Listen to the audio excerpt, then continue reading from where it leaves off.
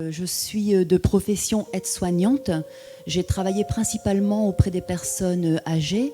Je ne travaille plus actuellement. Donc je vais vous expliquer brièvement le parcours, mais je ne me suis pas tellement éloignée de mon emploi finalement en soignant mon fils. Donc quand Manu est né, je n'ai pas pu reprendre tout de suite mon travail après les 2 mois légaux de congé maternité parce que Manu a fait une grosse convulsion généralisée. C'est son problème, ça c'est un gros épileptique. Donc on a été emmené aux urgences et de là s'en est suivi 3 mois d'hospitalisation plein, pendant lesquels bien sûr j'ai accompagné mon fils.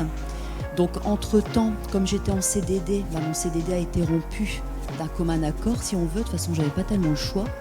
Donc je me suis retrouvée sans emploi, mais j'étais pas non plus disponible pour travailler puisque j'accompagnais mon fils. Et de là a commencé de grosses difficultés financières. Parce que pendant ces 3 mois d'hospitalisation, je n'ai fait aucune démarche pour obtenir telle ou telle aide.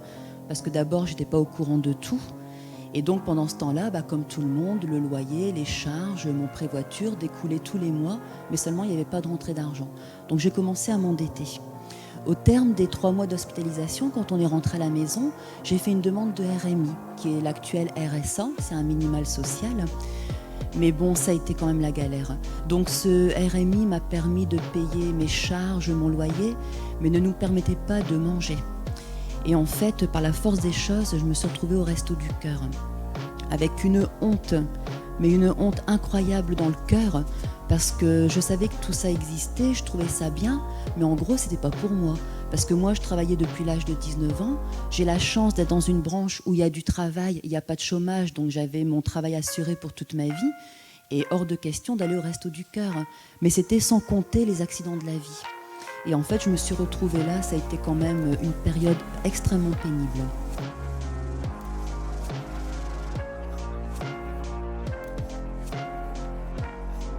Dans notre pays, on a des droits pour les accidents de la vie.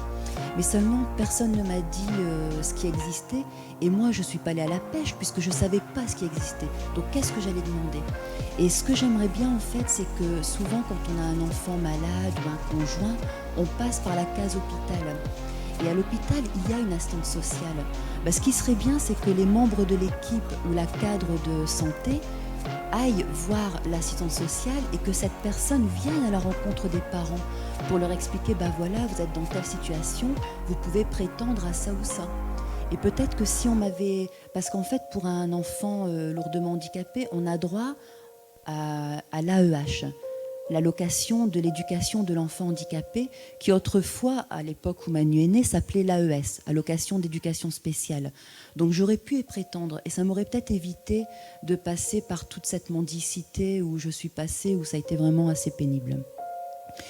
Et finalement, après ça, j'ai pas repris mon travail tout de suite parce que Manu convulsait tout le temps, toutes les 2 heures, jour et nuit.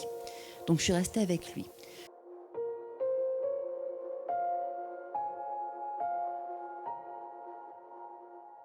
Quand il a atteint l'âge de 2 ans, ça a commencé à aller un petit peu mieux. Et en parallèle, il a intégré l'hôpital de jour de Zuidcote. Donc moi, ça m'a permis de reprendre le travail, quand Manu a eu ses 2 ans en fait. Et la difficulté que j'ai retrouvée, c'est de trouver une nourrice pour soigner mon fils pendant mes heures de travail, qui sont déjà des horaires décalés, parce que j'étais aide-soignante en EHPAD. Donc quand on est du matin, on démarre à 6h. Quand on est d'après-midi, on finit à 22h. Donc il faut déjà trouver quelqu'un qui accepte ces horaires-là et qui accepte un enfant différent. Je n'ai pas trouvé cette personne-là au niveau des nourrices agréées.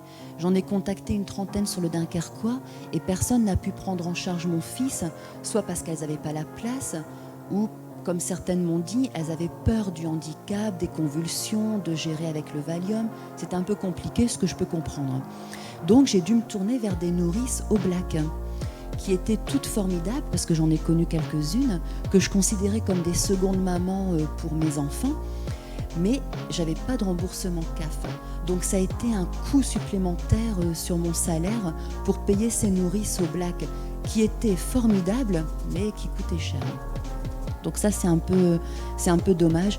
Et ce qui serait chouette, c'est que certaines nourrices agréées qui le veulent, sur le fait du volontariat, puissent suivre des formations pour accueillir des enfants handicapés, avec toute forme de handicap.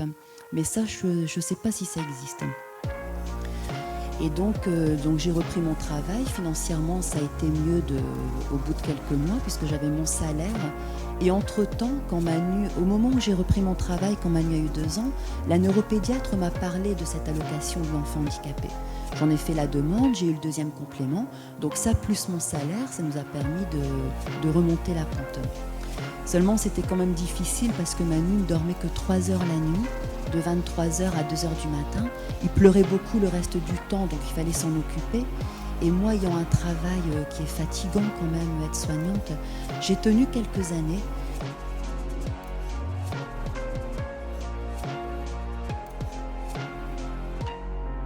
Mais finalement, l'année des 6 ans de Manu, j'ai démissionné. Parce que j'en pouvais plus, j'étais au bord du gouffre, j'étais épuisée par les nuits blanches. Pas tant par le quotidien, mais par les nuits blanches sans sommeil. Et donc depuis, je ne travaille plus. Là, mon projet, c'est de reprendre le travail dans 6 ans.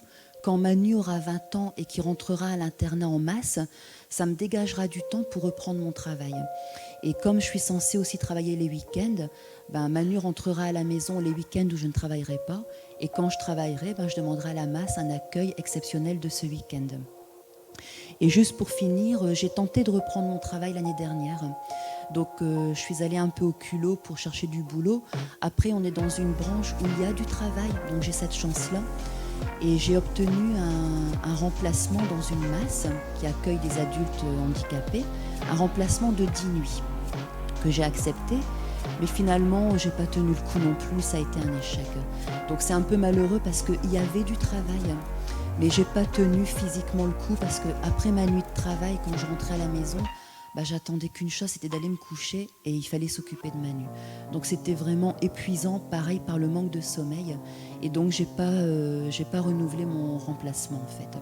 Donc pour moi, le travail reprendra réellement dans 6 ans, quand Manu rentrera en masse. Voilà, merci.